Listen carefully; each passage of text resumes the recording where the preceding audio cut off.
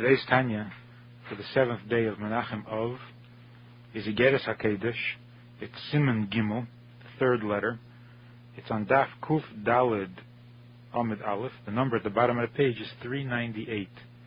This letter deals with the virtue and the uniqueness of the mitzvah of tzedakah. Begins with a quote from a pasuk in Yeshaya, in the Navi. Vayilbash tzedakah kisiryein. He clothes himself with tzedakah, in tzedakah, as with an armor.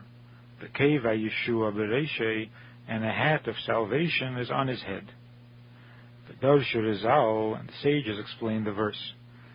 We learn from it that ma siryein zeh, just as this coat of armor, kol klipo mitztarefes l'siryein godoil, the armor is made up of scales, and each scale adds to the completeness of the armor, and it's the collection of little scales that makes up the big suit. Af tzedakah, the same thing is tzedakah, which is mentioned in the pasuk, that he wears tzedakah like an armor. What is the connection of tzedakah to armor? Because in tzedakah also, kol pruto mitztarefes l'cheshbon gadol. Every individual coin, every cent adds up to a big amount. Pirish shasir yenosi kashkashim al nekovim, which means that the coat of armor, the mail, is made of scales covering over gaps, openings. The heim meginim, and it's the scale that protects shalayikonis chetz b'nekovim, that the arrows should not be able to penetrate through the gaps. The kochahu ma'aseh tzedakah, the same is true with the act of charity, the act of tzedakah, that it's the coins that cover up the gaps, and when you have many coins, it protects completely. So the meaning of this is because tzedakah is greater greater than all the mitzvahs, all the other commandments. Shemehem nasim levushim lahaneshama, because from them the performance of other mitzvahs produces a garment.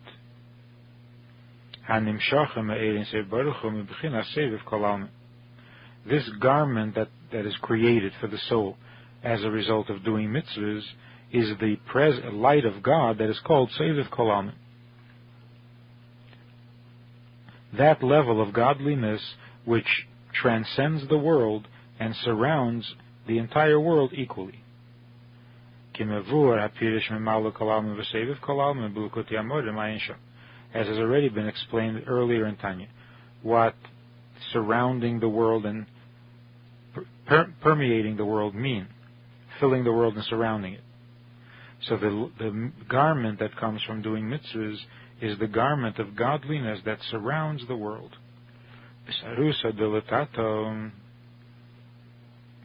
Through an awakening the initiative below, when the Jew does the mitzvah, this causes God to make himself available in the world.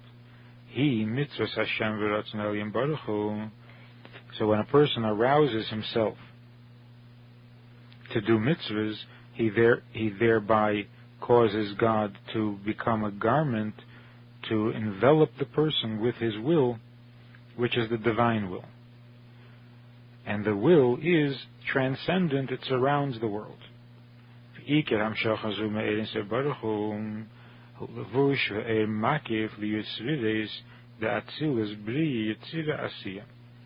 Primarily, this godliness that is revealed into the world becomes a garment and a transcendent light to the 10 attributes as they appear in the 4 worlds of Atzilus, Bri, Yitzir, and Asiyah.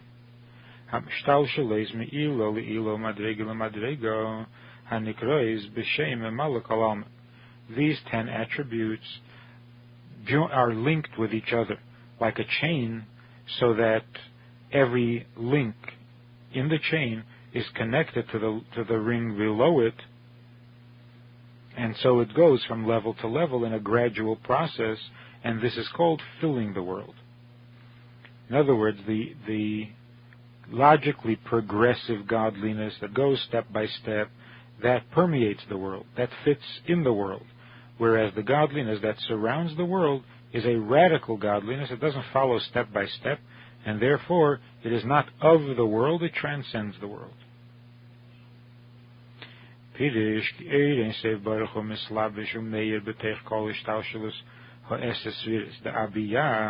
Which means that the transcendent light, the infinite light of God, clothes and illuminates the chain of worlds, of the attributes in all four worlds, so that the internal godliness is surrounded by the transcendent godliness,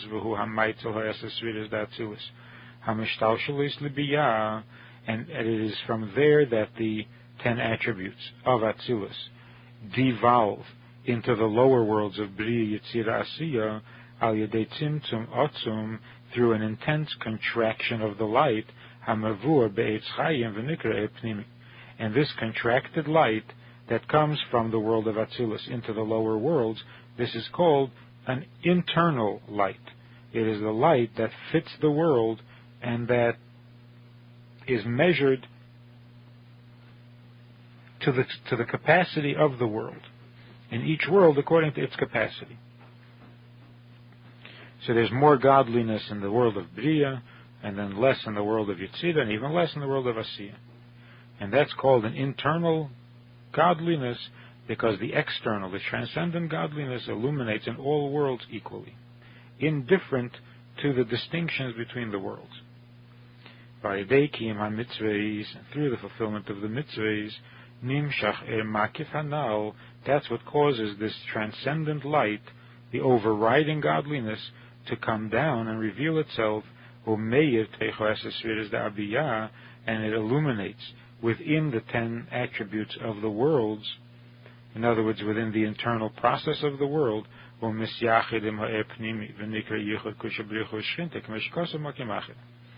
and when this transcendent light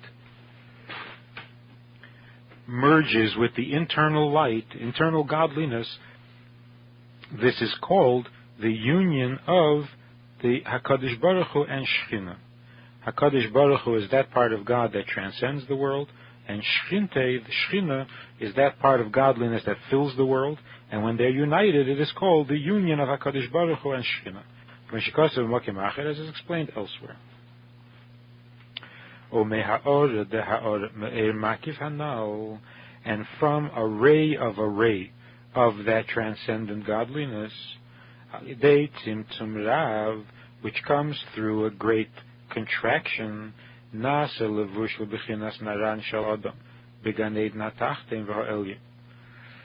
light also becomes a garment to the three parts of the neshama, nefesh, ruach, neshama, of the Jew, when he's in Gan Eden, either the higher Gan Eden or the lower Gan Eden.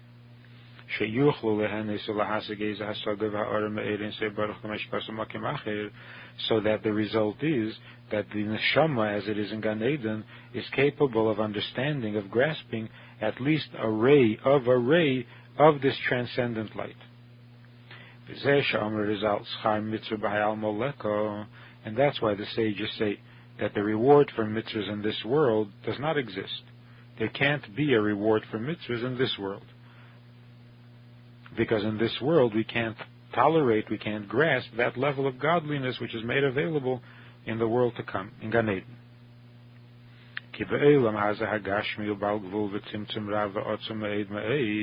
Because in this physical, finite, and severely contracted world, no element of that infinite light of God can be clothed in this world other than through the 10 attributes which are called the body of godliness. The attributes represent the body. As it says, chesed re yemina, kindness, which is one of the attributes, is the right arm, and etc. Severity is the left arm, and so on. So the infinite godliness, which is called the transcendent, the Eid HaSevev, that which surrounds the world, cannot reveal itself in this world without clothing itself and being restricted by the 10 attributes which make up the body of godliness.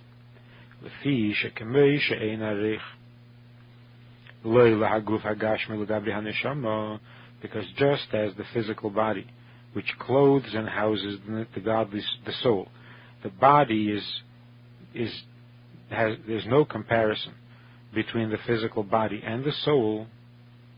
In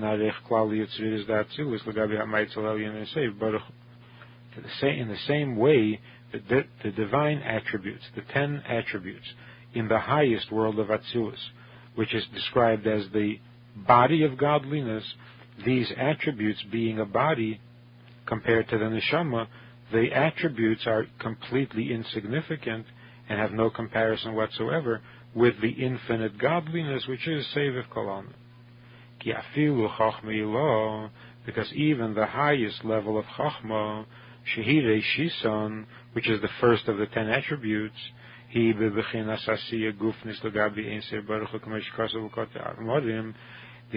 highest level of intellect, of Chachma, even in the divine levels of Chachma, the wisdom, the Chachma, is as insignificant as a physical act from God's perspective. In other words, compared to the infinity of the godliness which is the Seviv Kol Almin, even divine wisdom is completely insignificant as a physical body is to a soul. And because of this, from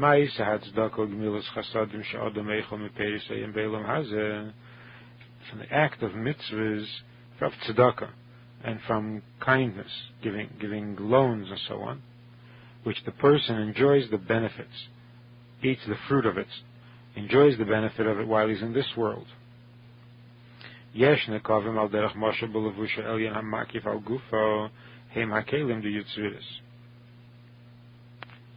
There are openings, there are holes, so to speak, in the divine garment,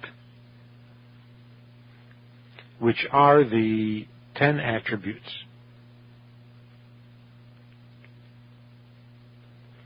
That make up the body of godliness. That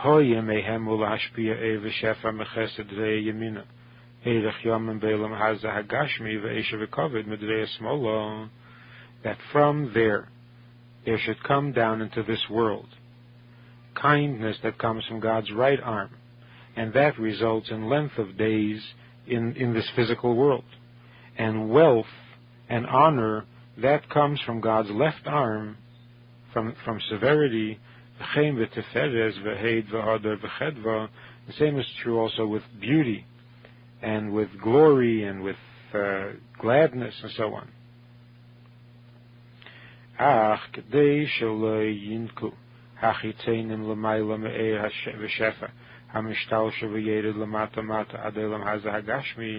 In order that unholiness should not be able to draw off, to siphon off from this divine giving that comes down from the higher world to the lower world, down to the physical world, that the klipa shouldn't be able to siphon off some of that energy.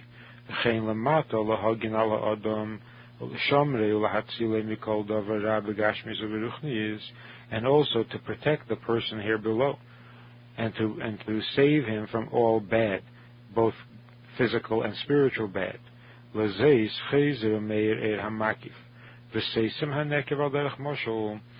that you have the transcendent light that reveals itself again, not through the individual 10 attributes, which make up the body of the armor, but this is the coat of the armor, and that closes up all the gaps in the armor, so to speak. Because this is the transcendent light, and it drapes everything from head to toe, therefore it covers all the gaps that are left in between the divine attributes, which are separate, finite entities, and therefore leave spaces between them. And that's why the sages say that the pennies add up to a large amount. Why use the word large? Ki godel Hashem u'muhulo mi'ed b'lisei v'tachlis u'gvul chas v'shalom. Because this is a reference to that part of God which is great, which is godel, which is endless, that has no beginning and has no end, God forbid. So the mitzvahs themselves make up the body of the armor. But in the body of the armor there are gaps. And in order to fill those gaps, or to cover those gaps, we have the mitzvah of tzedakah. The mitzvah of tzedakah reveals and brings into play the endless and infinite godliness, and that envelops the entire body from head to toe and covers all the gaps that are left by the other mitzvahs. And that's why he compares tzedakah to a coat of mail, because the mail fills in the empty spaces, the gaps on the structure, on the skeleton of the armor. In the Hayom Yom for the 7th day of Menachem Av, the Rebbe says that in Ageres HaKedesh, which we're studying now, the first letter, which begins Peschem Bebracha, Siman Aleph, was written 10 years before the second letter, which is the letter of Katenti.